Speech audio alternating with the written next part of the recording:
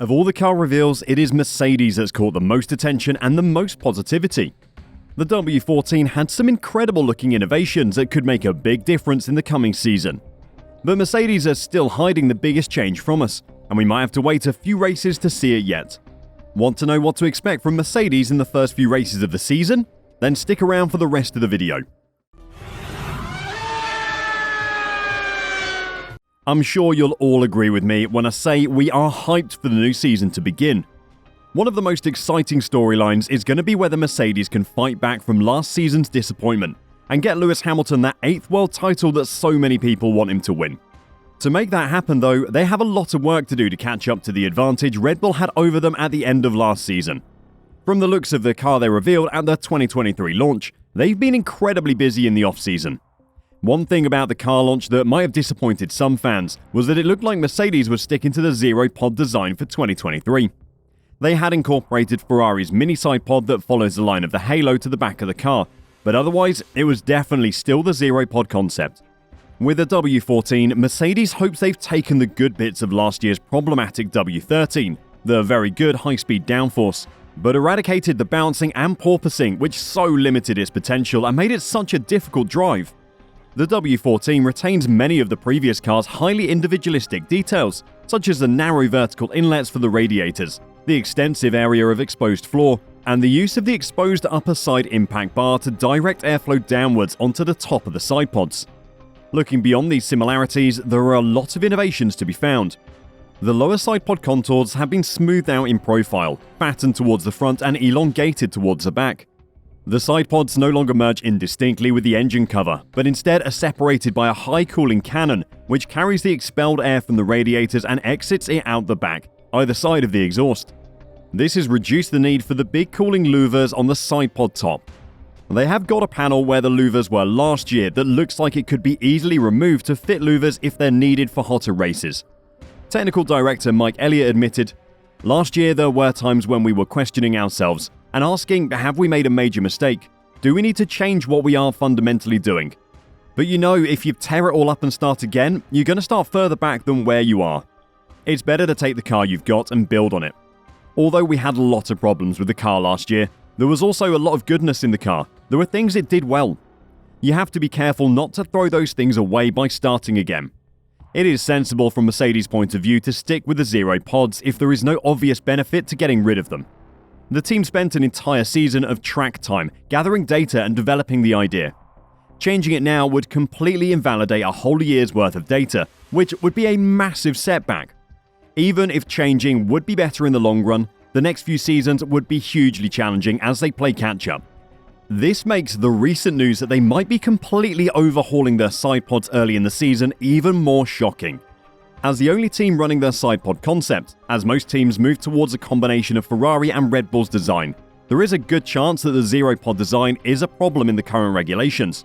Speaking at the launch, Wolff said that while the team did not believe the side pods were critical to car performance, revisions were in the pipeline. "We believe that this is not a performance relative part.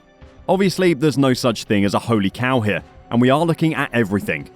On the side pods, this is the first iteration, and when we're going through the first few races, that's going to change a little bit." The planned changes to the side pods suggest that the Mercedes concept does not deliver the gains that other designs do. Wolff is right to a point that side pods aren't themselves important to performance. Plenty of technical experts have said something similar, but they definitely have some effect on the overall performance. They impact the overall aero design massively, especially at the rear end of the car, so while they might not generate much downforce themselves, they do impact how much downforce other parts of the car generate. Wolff continued to say he remained happy that his team was willing to try different things in their quest for success.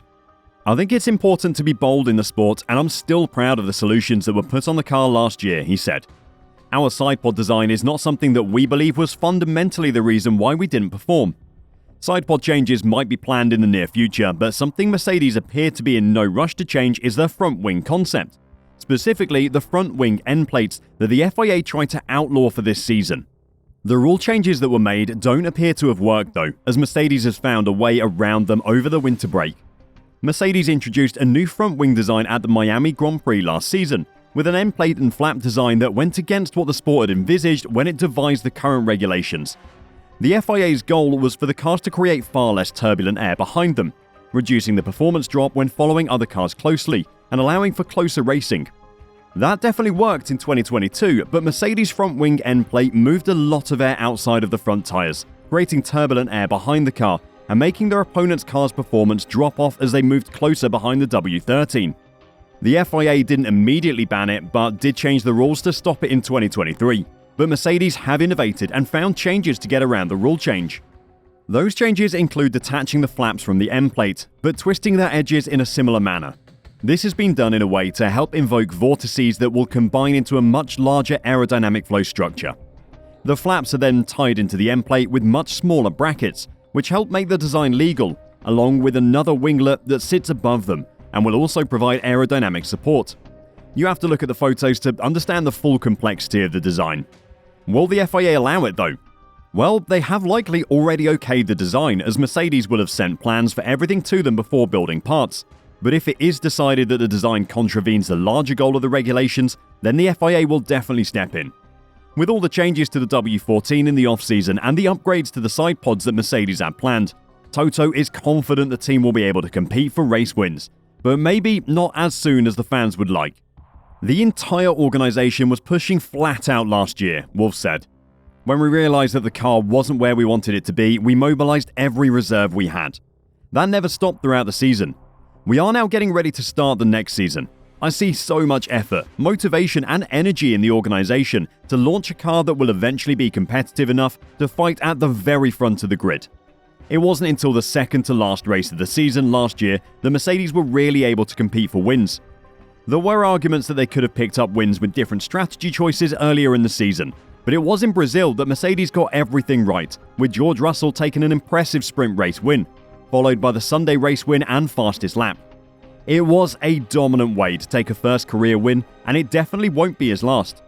Luckily for Mercedes fans, that isn't the eventually that Wolff has in mind. He's hoping it is far sooner. He revealed his belief that the W14 will be competitive, but didn't want to talk up their chances too much ahead of the early part of a long 23-race season. I was contemplating about that word for 15 minutes when we talked about the press release, he commented. Because on one side, you want to say we will be competitive. On the other side, you need to stay humble and realistic, so you could be saying, I hope that we will be competitive. We will be competitive, we just don't know when. Eventually. I think we're on the slope that we wanted to be on in terms of our performance. But then, you don't know where the other ones are. Humility is most important. We always try to be humble. Especially after last year, we need to remind ourselves we're quite far off for a long time in the season. Mercedes are in a far better place now than they were at the same time last year. Last year, they were incredibly confident they were going to be at the front of the grid, and that meant they ignored some of the problems they had until it was too late. They won't be making that same mistake again. When do you see Mercedes getting their first race win this season? Let us know in the comments, and on your way down, don't forget to subscribe in preparation for the 2023 season. Until next time, drive safe and bye for now.